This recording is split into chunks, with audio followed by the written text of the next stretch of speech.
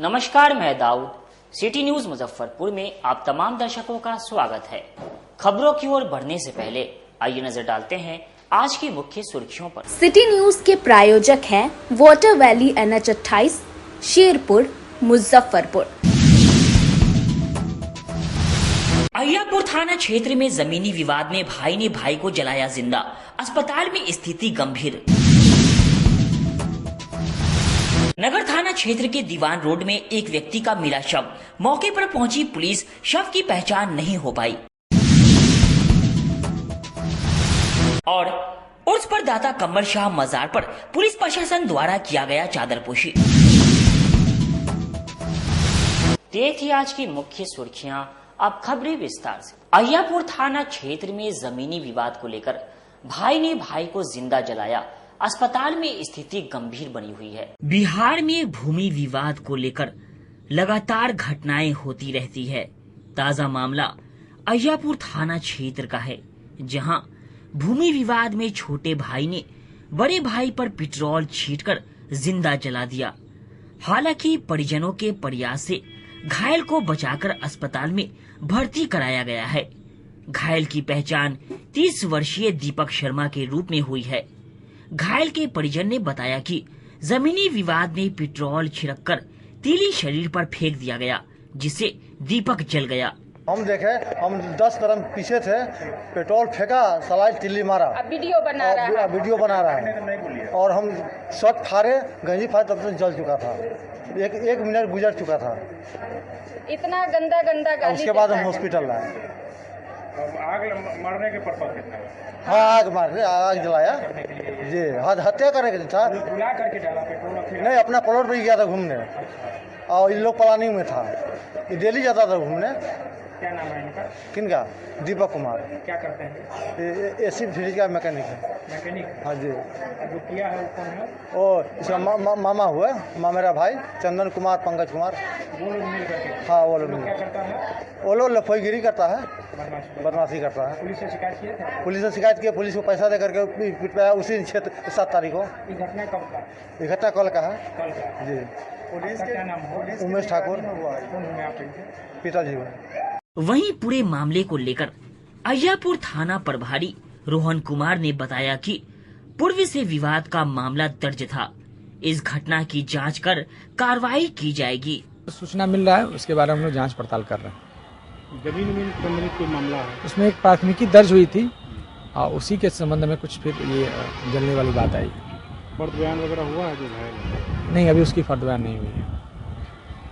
उर्स के मौके पर जिला पुलिस प्रशासन द्वारा दाता कमल शाह मजार पर चादरपोशी की गई।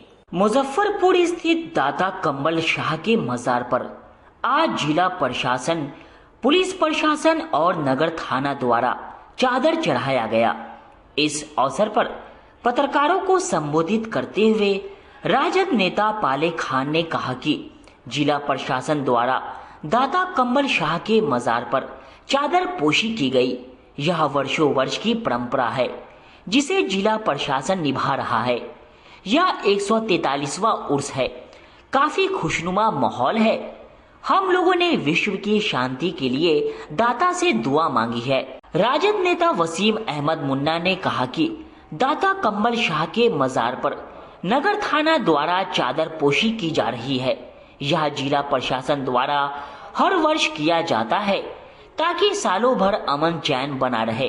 गौरतलब हो कि नेपाल के बहुत सारे मुरीद दाता कमल शाह के मजार पर चादर पोशी करने के लिए आते हैं। आज कव्वाली की व्यवस्था की गई है। इसके लिए सभी तैयारी कर ली गई है। साथ ही सभी मुरीद के भोजन की भी व्यवस्था की गई है। दाता कमल शाह का उर्स का ये 134वां साल है और पहले से ये परंपरा चली आ रही है, जिसमें पुलिस की ओर से मजार पर जो है चादर चढ़ाई जाती है और ऊपर वाले से दुआ मांगी जाती है कि मुजफ्फरपुर में अमन चैन बना रहे। पुलिस जो है, हम लोग यहाँ के जो वासियों के सहयोग से यहाँ पे अमन चैन कायम करें, यही दुआ हम लोग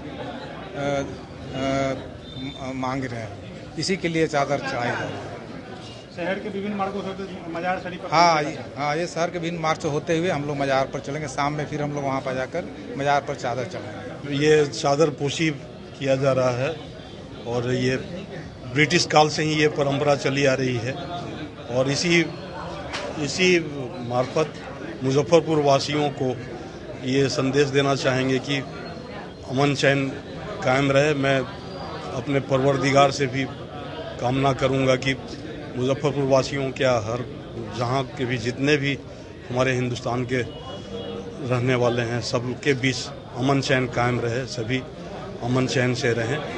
जैतपुर थाना क्षेत्र के गिजाज गांव में पति ने पत्नी के मायके में रहने से नाराज होकर अपने ससुर की हत्या कर दी। मुजफ्फरपुर जिले में पत्नी के मायके में रहने से नाराज एक शख्स ने अपने ससुर की हत्या कर दी। पूरा मामला मुजफ्फरपुर जिले के जैतपुर थाना क्षेत्र के गिजाज गांव में हुई है। आरोपी अजय सहनी घरेलू विवाद की वजह से अपनी बीवी और उसके पिता से नाराज चल रहा था। पुलिस ने मृतक के परिजनों की आवेदन के आधार पर एफआईआर दर्ज करके आरोपी की तलाश शुरू कर दी है। अहियापुर थाना क्षेत्र के दादर गांव निवासी अजय सहनी अहले सुबह अपने ससुराल जैतपुर थाना क्षेत्र के गिजाज गांव आया, जहां उसका अपने ससुर रामचंद्र सहनी से विवाद हो गया। इसके बाद उसने अपने ससुर की लोहे के रॉड से मारकर हत्या कर दी। मृतक की पहचान 65 वर्षीय रामचंद्र सहनी के रूप में हुई है। इस घटना के बाद दामाद अजय सहनी फरार है। वहीं घटना के बाद मौके पर पहुंची पुलिस मामले की जांच में जुटी हुई है। शव को पोस्टमार्टम के लिए एसकेएमसीएच भेज दिया गया है। बताया जा रहा है कि रामचंद्र सहनी की बेटी और दामाद के बीच संबंध ठीक नहीं चल रहा था। दोनों अभी अलग रह रहे थे। इसी विवाद को लेकर दामाद ने ससुराल आकर अपने ससुर पर हमला कर दिया, जिसमें ससुर की मौत हो गई। वहीं घटना के बाद आरोपी दामाद फरार है। मौके पर एफएसएल की टीम भी जांच के लिए पहुंची है। इस मामले को लेकर एसडीपीओ कुमार चंदन ने बताया कि जैतपुर थाना क्षेत्र में दामाद द्वारा ससुर की हत्या की गई है। फिलहाल आरोपी फरार है। उसकी गिरफ्तारी के लिए छापेमारी की जा रही है। मृतक का उसके दामाद से पूर्व से विवाद चल रहा था। वहाँ पे उनका दामाद आया और अचानक मतलब उन पे हमला कर दिया। हमला करने के बाद वहाँ गांव वाले कोई नहीं था। उसके बाद वहाँ हल्ला हुआ कि ऐसे ऐसे हुआ। फिर लोग गया, जब तक वो भाग चुकल थे वहाँ से, वो रड उड से, हाँ वहीं पे रड छोड़ के भागल था। और उसके बाद गांव वाले को पता चला तो गांव वाले धीरे धीरे वहाँ पे पहुँचे। उसके बाद प्रशासन को खबर किया गया, प्रशासन आए।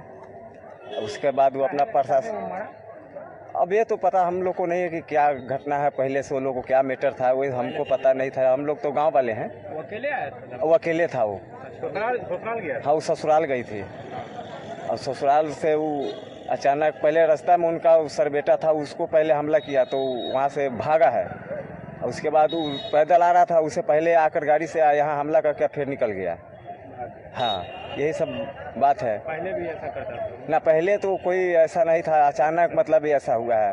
हाँ, पहले से क्या मैटर था वो लोग को हम लोग तो नहीं जानते। हम लोग गांव वाले हैं। घर में कौन लोग? उनकी बहू थी 2, तो वो लोग सामने जब ऐसा हुआ तो बाहर निकला तो वही सब हल्ला किया तो गांव वाले धीरे धीरे वहाँ पहुँचे हैं। तब तक ये भाग गया? तब तक ये वहाँ से निकल चुका था। वो टीवीएस से था। हाँ, रोड लेके आया था? हाँ, रॉड के साथ गया था। रॉड वही छोड़ के चला गया था। मारा? और हाँ। करता क्या था? टेंट में काम करता था वो सर। रहता कहाँ पे? यहीं उसका घर यहीं दादर पुल के नीचे है। शादी कब हुआ? शादी का तो हो गया सर 10-12 साल से ऊपर। इनकी पत्नी? वो अपने नैहर गई थी। जो अभी जिनको डेड बॉडी गिराया गया, उनका पत्नी जो है नैहर गई थी। वो अकेले घर पे थे। अब बहू लोग इनका थी। क्या नाम है? हमारा नाम सुरेंद्र साहनी हुआ। मृतक का क्या नाम है? रामचंद्र साहनी। वही 60-65 की उम्र है। क्या हुए आप उनका? हाँ जी, उनके कौन हुए हैं? हम गांव का भाई लगेंगे। एक मामला आज सुबह संज्ञान में आया है कि जैतपुर थाना अंतर्गत गिजास गांव में एक रामचंद्र सहनी थे, उम्र करीब 55 साल।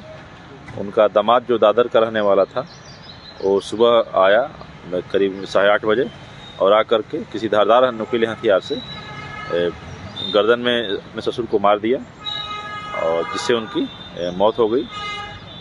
उनको पीएम हेतु भेजा जा रहा है। एफएसएल की टीम भी मौके पर पहुंच गई है और घटना का निरीक्षण किया जा रहा है और उनके गिरफ्तारी के लिए एक टीम लगी हुई है। जल्द ही उनको गिरफ्तार किया जाएगा। हत्या का कारण कि उनके जो मृतक हैं उनके दामाद और उनकी बेटी में कुछ बातों को लेकर के दोनों अलग अलग रहते थे। उसी बात में कुछ लेकर मनमुटाव था, इसी कारण हत्या का कारण।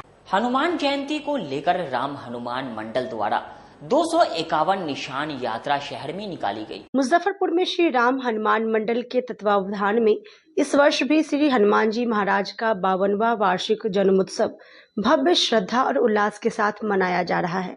आज पहले दिन 251 निशान के साथ भव्य निशान यात्रा निकाली गई, जो शहर के विभिन्न मार्गों से गुजरते हुए श्री राम हनुमान मंडल लौटी। कार्यक्रम संयोजक सुरेश अग्रवाल ने बताया कि आज पहले दिन निशान यात्रा निकाली गई है और कल 41 घंटे की अखंड ज्योति एवं भजन अमृत धारा का दिव्य आयोजन होगा।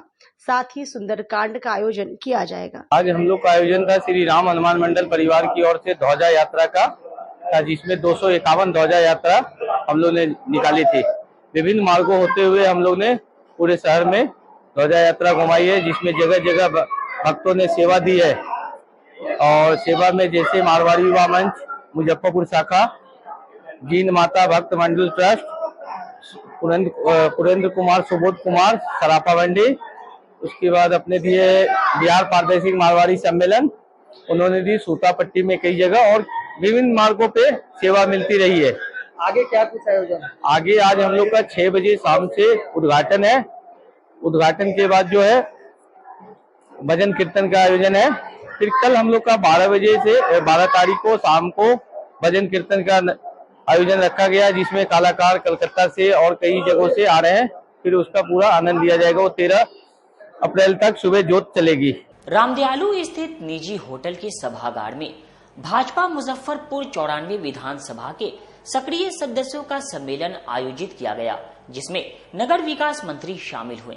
आज जिले के रामदयालु स्थित एक निजी होटल के सभागार में भारतीय जनता पार्टी 94 मुजफ्फरपुर विधानसभा क्षेत्र के सक्रिय सदस्यों का सम्मेलन आयोजित किया गया, जिसमें मुख्य अतिथि नगर विकास एवं आवास विभाग बिहार सरकार श्री निवेश कुमार रहे। मौके पर पूर्व नगर एवं विकास मंत्री सुरेश कुमार शर्मा ने बताया कि 94 विधानसभा चुनाव को लेकर भारतीय जनता पार्टी के सक्रिय सदस्यों के साथ आज बैठक कर चुनावी रणनीति तैयार की गई है। हमारे पार्टी का संगठनात्मक कार्य था।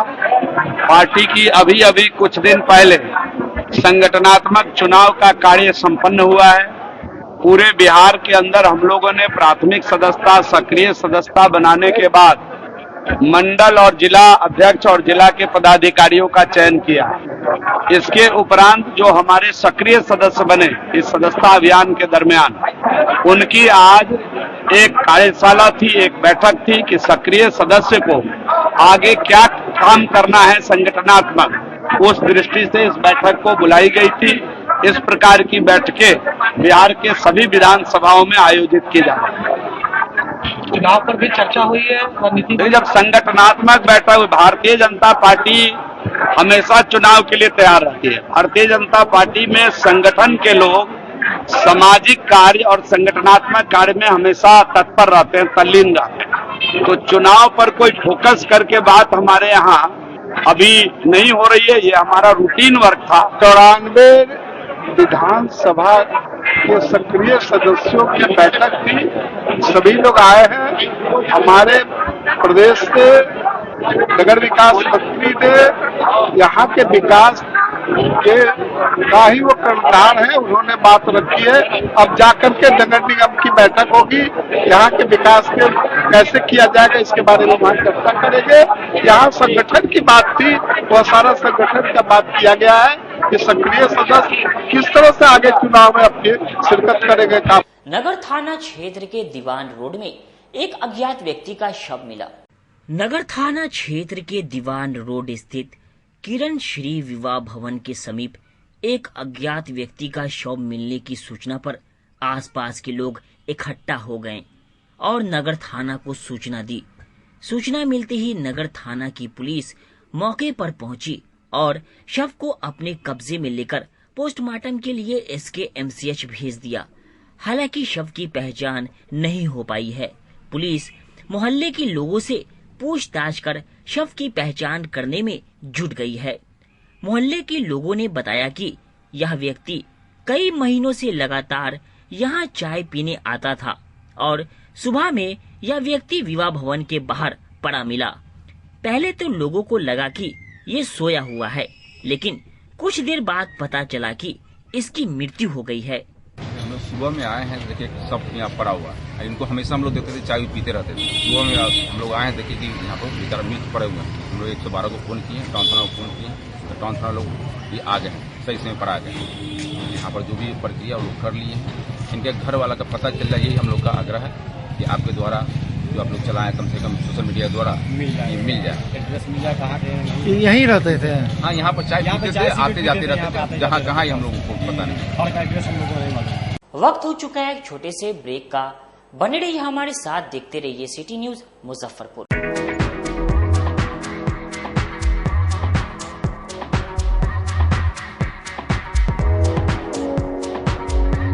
गर्मी में अपने पूरे परिवार के साथ मस्ती करना चाहते हैं तो चले आइए वाटर वैली में, जो कि कच्ची पक्की चौक से 2 किलोमीटर दूर शेखपुर NH के समीप स्थित है। शहर के लोग यहाँ मोटरसाइकिल और कार से काफी आसानी से पहुँच सकते हैं। यहाँ आप अपने परिवार के साथ फुल मस्ती कर सकते हैं। वेव पूल, रेन डांस के साथ भव्य वाटरफॉल बनाया गया है। छोटे बच्चों के लिए कई प्रकार के स्लाइड्स बनाए गए हैं, जहां बच्चे अपनी मस्ती में डूब जाएंगे। इसके अलावा खाने पीने के लिए बेहतरीन सुविधाएं उपलब्ध है, जहां पूरे परिवार के साथ व्यंजनों का लुत्फ उठा सकते हैं। तो देर मत कीजिए, गर्मी में मस्ती उठाने के लिए वाटर वैली तुरंत पहुंचे। हमारा पता है water valley NH 28, Sherpur, Muzaffarpur. हमारा कॉन्टैक्ट नंबर है 6202 584955। चाहे आपका पर्सनल स्पेस हो या corporate office, Marbonite full body vitrified tiles हर कोने को अपनी खूबसूरती से सजाता है। इस पर पड़ने वाले हर कदम को मिलती है एक ताकत, जो देती है आगे बढ़ने का विश्वास। जॉनसन टाइल्स का उत्तर बिहार का सबसे बड़ा शोरूम साई कृपा ट्रेडर्स द्वारा जल्द मुजफ्फरपुर जिले के सकरी सरैया डुमरी रोड में खुलने जा रही है। जल्द आ रहा है आपके शहर में। जल्द ही उद्घाटन की तारीख की घोषणा होगी। मार्बोनाइट विट्रीफाइड टाइल्स बाय जॉनसन। हम पढ़ाई के साथ साथ बच्चों में विश्वास जगाते हैं। Christ Jyoti international school based on CBSE curriculum with coeducation. Nursery से +2 के छात्रों के लिए प्रत्येक विषयों के लिए अनुभवी शिक्षकों का समूह है। 5 एकड़ में फैला यह स्कूल बच्चों के बेहतर भविष्य बनाने में सक्षम है। अत्याधुनिक साइंस और कंप्यूटर लैब के साथ स्कूल को बेस्ट डिसिप्लिन का अवार्ड भी मिल चुका है। पढ़ाई के साथ छात्रों की शारीरिक क्षमता बढ़ाने के लिए विभिन्न खेलों का विशेष प्रशिक्षण भी दिया जाता है। नर्सरी से +2 तक के लिए नामांकन प्रारंभ है। हमारा पता है Christ Jyoti international school, Dharmodaya Sthali, Madhopur, Rusta, Muzaffarpur. Contact us on 947122 108 7352 664757। मैं प्रिंसिपल क्राइस्ट ज्योति कृतिका मृणालिनी अपने बच्चों के बारे में, अपने स्कूल के भविष्य के बारे में बेहतर निगरानी रखती हूँ। मेरे स्कूल में क्वालिटी बेस्ड एजुकेशन होता है। हमारे स्कूल को हाल ही में बेस्ट डिसिप्लिन अवार्ड से नवाजा गया है। हमारे शिक्षक ट्रेंड हैं, अनुभवी हैं और हम अपने बच्चों को पारिवारिक माहौल में पढ़ाते हैं। अपने सपनों के आशयों को दे एक नई पहचान माँ भवानी डेकोर प्राइवेट लिमिटेड के साथ, जो है ऑथराइज्ड डिस्ट्रीब्यूटर ऑफ कचारिया। देश की मिट्टी से बनी टाइल से देश को बनाते हैं। और जहां मिलती है सभी प्रकार के Indian and imported granite, marble, sanitary एवं कोटा स्टोन का अनोखा एवं आकर्षक संग्रह। माँ भवानी डेकोर प्राइवेट लिमिटेड मतलब a complete floor solutions. New 0 mile Dadar road, Muzaffarpur. Call 9934753111। आजकल की बिजी जिंदगी में स्टाइल तो है, पर कंफर्ट का क्या? आपके इसी स्टाइल और कंफर्ट को बेहतर बनाने के लिए नीलकमल लेकर आए हैं first exclusive factory outlet showroom in Mithanpura, Muzaffarpur. जहां home furniture, office furniture, mattress and wedding special पे up to 50% off with EMI facility. Style भी, कंफर्ट भी। उत्तर बिहार का पहला नीलकमल का एक्सक्लूसिव शोरूम आपका स्वागत करता है। एक बार सेवा करो। ब्रेक के बाद एक बार फिर से आप तमाम दर्शकों का स्वागत है। आइए रुक करते हैं आगे की खबरों की ओर। राम हनुमान मंडल द्वारा निकाले गए निशान यात्रा का स्वागत जीन माता भक्त मंडल द्वारा किया गया। जीन माता भक्त मंडल द्वारा श्री राम हनुमान मंडल सलासर द्वारा निकाले गए शोभा यात्रा को सेवा भाव दिया गया, जिसमें भक्तों के बीच पानी और चॉकलेट का वितरण किया गया। जीन माता मंदिर ट्रस्ट के अध्यक्ष प्रकाश कुमार अग्रवाल ने बताया कि हमारी संस्था सामाजिक, आर्थिक और धार्मिक क्षेत्र में काम करेगी और जीन माता के भक्तों के बीच प्रचार प्रसार करने का कार्यक्रम हमेशा आयोजित करेगी। वहीं मुजफ्फरपुर जिले में जीन माता मंदिर के निर्माण की भी योजना है। हम लोग जल्दी मंदिर निर्माण पर भी काम करेंगे। हम लोग हर क्षेत्र में समाज सेवा करते रहेंगे। श्री राम हनुमान मंडल सरासर धाम से निशान ध्वजा यात्रा निकली थी, जिसका हम लोग को जो है सेवा भाव देना था। तो पानी की बोतल और चॉकलेट का हम लोगों ने सेवा देना था, जो हम लोगों ने दिया है। और मैं प्रकाश कुमार अग्रवाल जीन माता भक्त मंडल ट्रस्ट का अध्यक्ष हूँ और हमारी संस्था 2010 से सक्रिय है और अभी हम लोगों ने इसको जो है ट्रस्ट के रूप में रजिस्ट्रेशन करवा दिया है, जिसका रजिस्ट्रेशन नंबर ये है और ये संस्था हमारी 2025 में रजिस्ट्रेशन हो गई है। और हमारा उद्देश्य है, हमारी संस्था का उद्देश्य है कि सामाजिक और आर्थिक और धार्मिक कार्यक्रम हम लोग करते रहें और लोगों के बीच में घर घर जाके जीन माता का प्रचार प्रसार करें। और हमारा एक उद्देश्य और है कि बहुत जल्दी हम लोग जो है मुजफ्फरपुर में जीन माता जी का मंदिर का निर्माण। चित्रगुप्त एसोसिएशन के चुनाव को लेकर सभी पदाधिकारियों के साथ अहम बैठक की गई। आगामी 13 अप्रैल को चित्रगुप्त एसोसिएशन का चुनाव होना है। इसी को लेकर संगठन के सभी पदाधिकारियों ने बैठक बुलाई। इसमें पत्रकारों को संबोधित करते हुए महामंत्री पद के उम्मीदवार अजीत कुमार ने कहा कि 40 वर्षों से अधिक से संगठन पर निष्क्रिय लोगों का आधिपत्य जमा हुआ है। हम लोग इस बार के चुनाव में इन लोगों को हटाकर नई कार्यकारिणी का गठन करेंगे ताकि नई कार्यकारिणी चित्रगुप्त समाज का कल्याण करें। उन्होंने जिला प्रशासन को भी धन्यवाद दिया कि इस बार के चुनाव में पारदर्शिता बरती जाएगी और जिला प्रशासन अपनी निगरानी में चुनाव संपन्न कराएगा। वहीं अध्यक्ष पद के उम्मीदवार कृष्ण कुमार सिन्हा ने कहा कि हम लोगों ने जिला प्रशासन से स्पष्ट चुनाव कराने की मांग की है। इसे लेकर पटना से भी आदेश आया है कि चुनाव में किसी प्रकार की धांधली नहीं होनी चाहिए। हम लोगों की 21 सदस्यीय कमेटी है। हम लोगों ने सभी पदों पर अपने उम्मीदवार की घोषणा की है और अगर हम जीत कर आते हैं तो निश्चित तौर पर चित्रगुप्त समाज का कल्याण करने में हम लोग कोई भी कसर नहीं छोड़ेंगे। 13 अप्रैल 2025 को चित्रगुप्त एसोसिएशन में होने वाले चुनाव के 2 दिन पहले आपके माध्यम से चित्रगुप्त समाज के उन सभी मतदाताओं से हम अपील करना चाहते हैं कि वर्षों वर्ष से चित्रगुप्त एसोसिएशन को जो पूरी तरह से एक निष्क्रिय पदाधिकारी के द्वारा चलाई जा रही है, संस्था के हित में कोई काम नहीं, समाज के हित में कोई काम नहीं, ऐसे लोगों को एक बार निश्चित तौर पर आराम की मुद्रा में भेजें और सक्रिय टीम ऊर्जावान युवा साथी के साथ हम आप सबों के बीच आए हैं। आप एक बार मतदान करके 3 वर्ष का मौका दें। निश्चित तौर पर चित्रगुप्त एसोसिएशन का कायाकल्प होगा। हमारे पूर्वजों ने उस जमीन को निश्चित तौर पर हमारे समाज के उद्धार के लिए दिया था, जबकि पूर्णतः आज की कमेटी जो 40 वर्षों उस पर अपने कुंडली मारी बैठी है, सिर्फ व्यवसायीकरण उसका करके छोड़ दिया है। किसी भी प्रकार के चित्रगुप्त समाज के उत्थान का कोई कार्य वहाँ नहीं होता है। हम लोग इससे काफी पीड़ित और आहत है।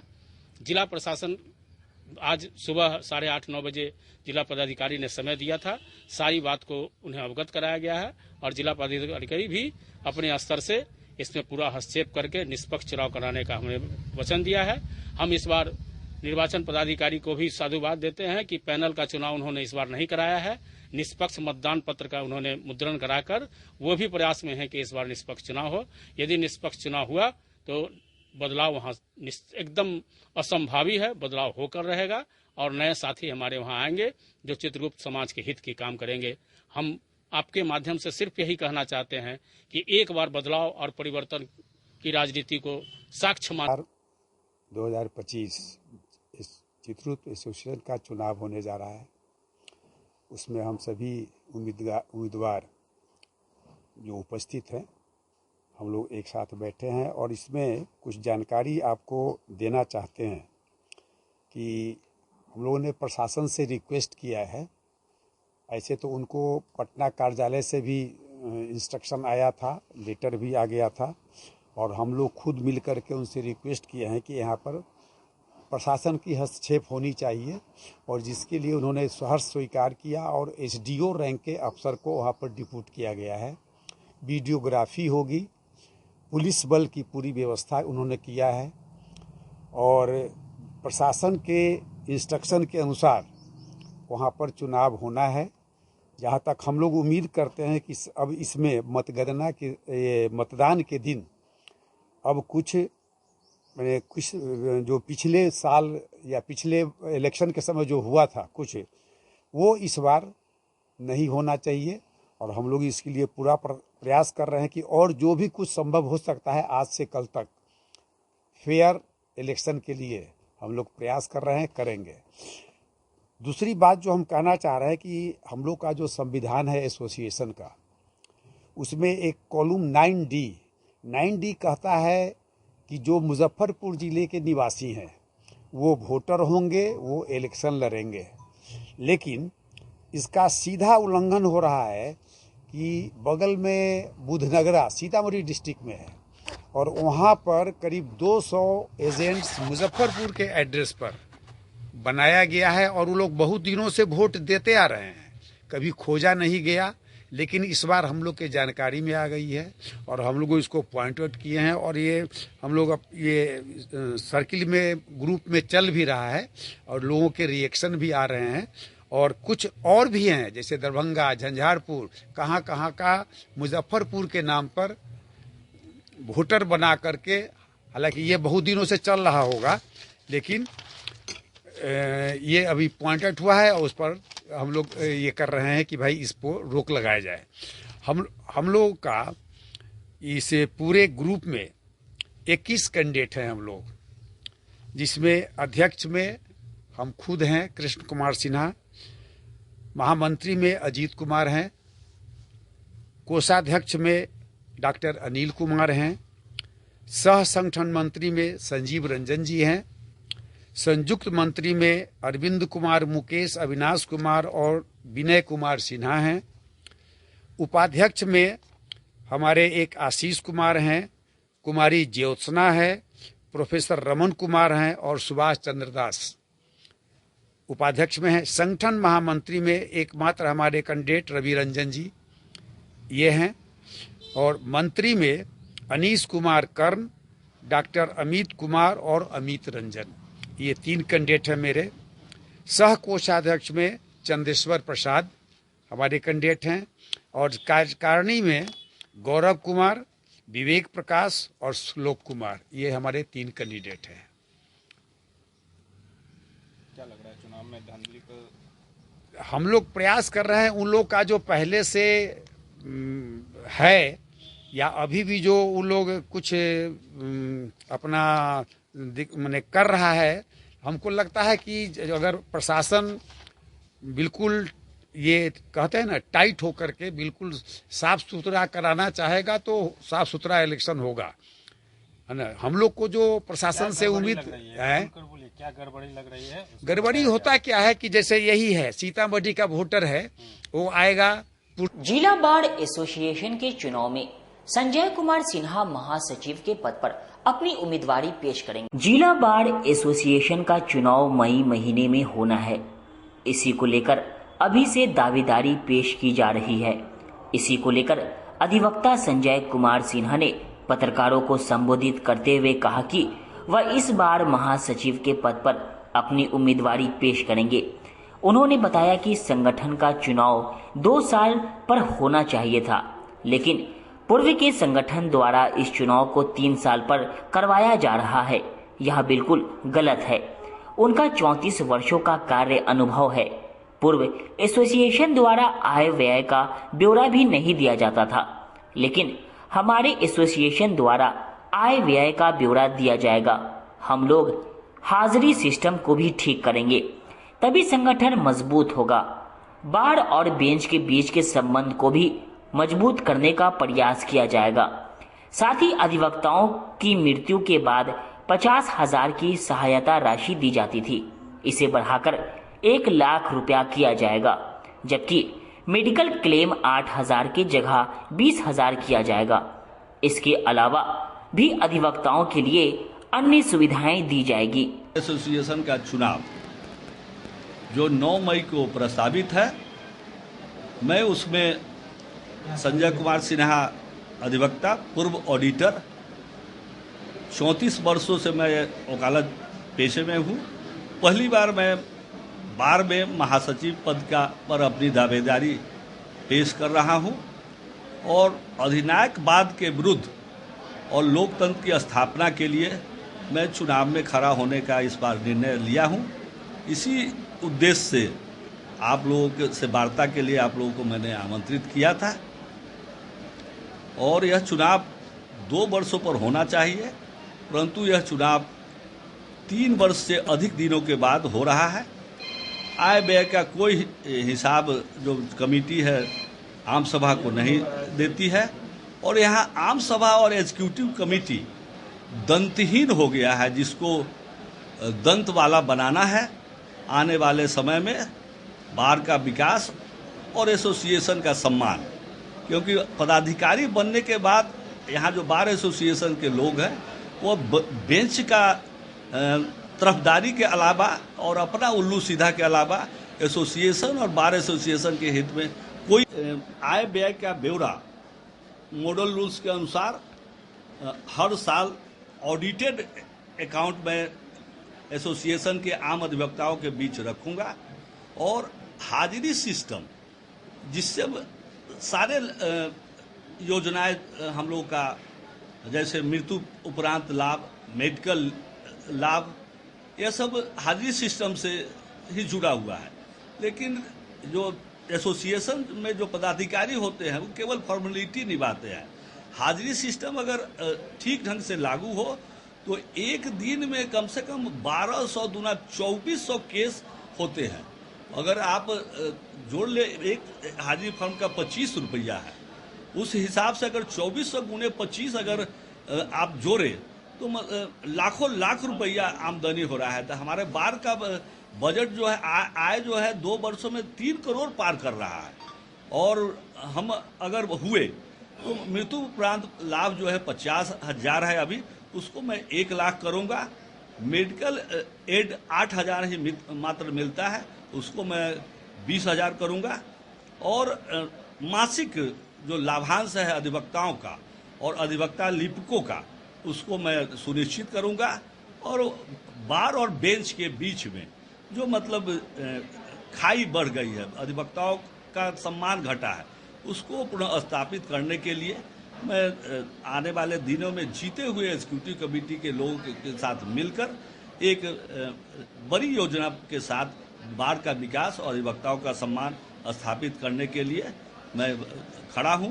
मैं बार में पिछले कई टर्म पदाधिकारी रहा हूं, महत्वपूर्ण पदों पर रहा हूं। एग्जीक्यूटिव में रहा हूं, मैं विजिलेंस कमेटी में रहा हूं, 2 टर्म में ऑडिटर भी रहा हूं। और हाजिरी सिस्टम और यूनिफॉर्म मॉडल रूल्स यह 2007 में मेरे ही संघर्ष के कारण मुजफ्फरपुर बार में लागू हुआ था।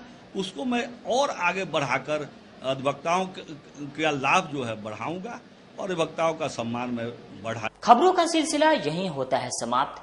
अब मुझे और मेरी पूरी न्यूज टीम को दीजिए इजाजत। कल फिर मिलेंगे आपसे शहर की तमाम खबरों के साथ।